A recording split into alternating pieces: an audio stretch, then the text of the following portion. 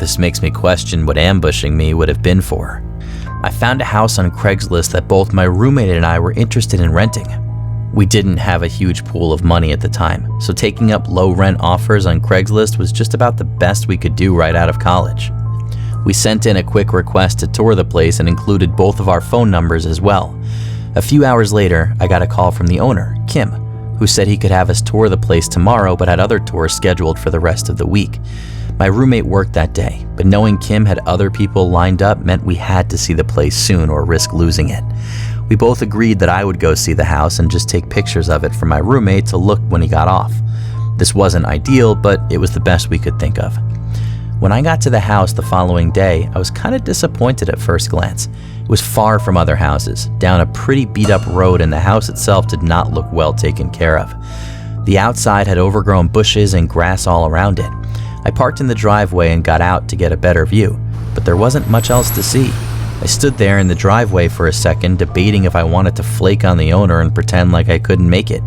It sounds wrong, but I could already tell this wasn't going to be the place for us. Just before getting back into my car, a man called out to me. He came out of the front door and greeted me, and now I knew I was too far in. Kim seemed really excited to show me the place, so I went along with it. We went in through the front, and again, at first glance, the inside was really disappointing. It was very old and even looked kind of run down. As we walked through the house, I noticed more and more things that just didn't look right. The entire place was so worn down, I couldn't see how this would possibly be livable. I was positive these were not the pictures he had posted on Craigslist. I asked if he planned any repairs or anything, and he started running through a list of things he had planned. He basically named every part of the house, which made it obvious he was making impossible promises. After touring the whole first floor, he started walking me up to the second floor. When we got up the hallway, all I could focus on was this one door in the far back that had a padlock on it. Then I looked down at the dusty hardwood floor and saw multiple shoe prints of different sizes, but all of them went to a single room, yet none of them were coming out of the room. Even if I was missing some shoe prints exiting, I still knew that if they were from people touring the house, they would have gone to all the rooms, not just the one. This all came to mind within a few seconds of being upstairs, and my heart started beating faster as I got nervous. Kim walked down the hallway, passing by one of the rooms and going straight to the one where all the shoe prints led to. I stopped and stared at him as he opened the door and urged me to come look. He looked at me for a second, but then recognized my nervous face and told me to come over, this time like he was demanding it. My adrenaline started pumping, getting me to break from the shock and run back down the stairs straight to my car. I pulled out and drove off as the man came chasing me down the driveway. I called 911 as soon as possible, but when they got there, the house was empty. Nobody was inside. However, the room with all the shoe prints leading to it had signs of recent activity, showing that there were at least 2 separate people in there. The room with the padlock had a ton of garbage, like food wrappers and old blankets. The house had been abandoned 8 years ago, and those people seemed to have been living there for a while. I didn't know what their plan was or what they intended to do to me, but it was most likely a setup for an ambush. What scares me is that they weren't trying to sell me anything that day, so there wouldn't be a reason to believe I had a bunch of cash on me. If you hit that like button, there's a good chance someone else's spine will get tingled by these stories. I was using Craigslist to find myself some outdoor furniture. I had just moved and gotten a backyard patio, so I was excited to spend time out there but didn't want to overspend on it. On the website, there were a ton of people selling outdoor stuff, but most of it was really outdated or just gross and overused. I took my time casually checking throughout the week until someone posted one for sale that I liked the look of. It was a simple 2-chair and 1-table setup, but it looked clean and was a decent price. I sent an email and waited. It only took a couple of minutes for the owner to respond. His name was Jared, and he explained that the set was newly opened, but it had a few scratches on it from shipping. After a quick back and forth, we agreed to meet the next day around 6 at his house. So, come the next day, I drove over there. When I pulled up to the side of his house, the first thing I noticed was that all the lights were off inside. The only light that was on was the front porch light. The home itself, though, was actually really nice. Looked like it was very expensive. I parked and got out, walking up to the front door and ringing the doorbell. I heard it ring from inside the house, but nothing followed it. No lights turned on, and no footsteps came to the door. I looked through the little window on the porch, not trying to be creepy, but just trying to see if there was anyone even home. I saw what looked like a normal house, but no signs of anyone. The sound of my phone receiving a text made me jump back from the window. It was Jared saying to come around through the fence into the backyard. Everything was just a little off about this, but it was patio furniture, so I guess it made sense to me at the time. I walked around the front of the house and over to the wooden fence gate, pushing it open and walking into the backyard. Jared came around the corner, waved at me, and then showed me over to the furniture. I was actually really stunned at how nice the setup was. Everything looked perfect and it was high quality. I sat on one of the chairs and walked around it, looking for any damages because I just couldn't believe he was selling these. But after less than a minute of looking, Jared started to rush me.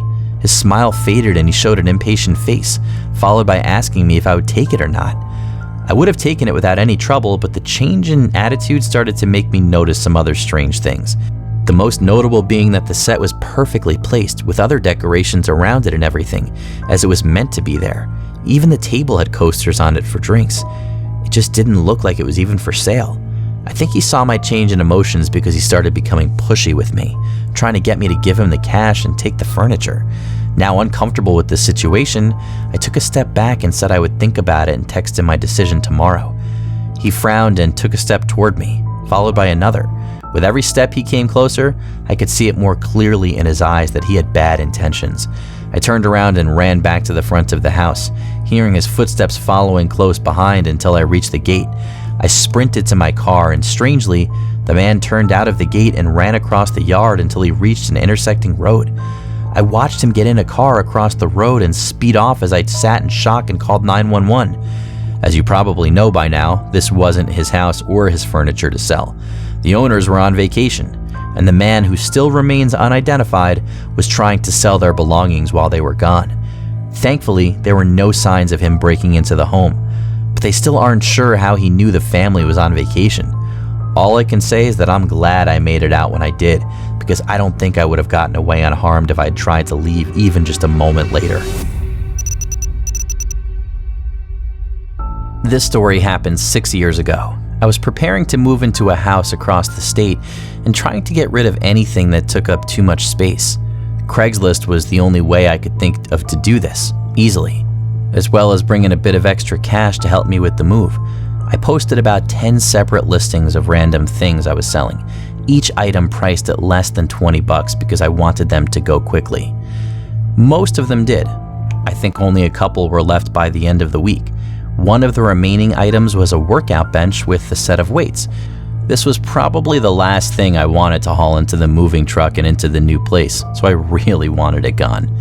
I waited until just a few days before the moving date before someone finally sent me an email. I opened it and all they said was, "I can pick it up today." Nothing more. I replied, asking what time they could come. We ended up going back and forth over the course of an hour, but I'd be lying if I said I didn't find the interaction odd. The person would only write a vague sentence or two per message, making it take forever to plan out the exchange. In most other situations, I would never give away my address, especially in such a weird conversation. But I was moving away in just a few days, so I didn't feel it mattered too much. I sat on the phone in the kitchen for a while, just waiting for the guy to arrive. 30 minutes went by with no call or text until I heard a car pull up outside and then footsteps coming up to the front door. I waited for the doorbell or a knock, but nothing came, so I went up and opened the door. He looked startled, like he wasn't expecting it, but he also wasn't doing anything. From the small glimpse I got while opening the door, it looked like he was just standing there, staring forward with his hands in his pockets.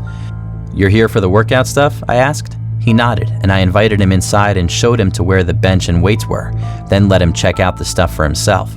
Except he didn't. He stood there and looked at it, but didn't do much else. I already know after the emails that this guy was going to be quiet and probably shy or something, but something else was definitely off about this guy. We stood next to each other as I waited for him to say something or check out the bench. It was a really awkward minute, but then there was a knock at the front door. The guy's head whipped around and he looked at me with wide eyes, like he was gauging my reaction. Although my gut was telling me this was something horrible, I tried to play it cool. I started walking to the front door and the guy followed close behind me. Right before I got to the hallway, he stopped me by grabbing my arm. I immediately pulled away and asked him what was going on, but he kept that same blank face and didn't say anything. There was another knock, and this time the man instantly ran down the hallway and swung the door open, giving me enough time to turn around and run out the back door. I looked back and saw 3 more men entering my house. Luckily, they didn't chase me, and I was able to get into a neighbor's yard where I hid and called the police. While I waited, I saw movement in the windows of my house. It was unnerving to see that, especially knowing I could have been in there if I hadn't gotten out of the back door. A whole 5 minutes passed before the movement stopped, and a couple of minutes after that, the police showed up. To keep this from dragging on, the police didn't get much evidence from inside my house. The best they had was my description of the man who I let in. The 4 intruders couldn't take much, considering my house was mostly empty at this point in the moving process. What they would have done to me had I opened the door or stayed inside the house is unknown. I think it's unlikely that I would have gone unharmed though. I've never opened Craigslist even once since then, and I encourage everyone else to do the same.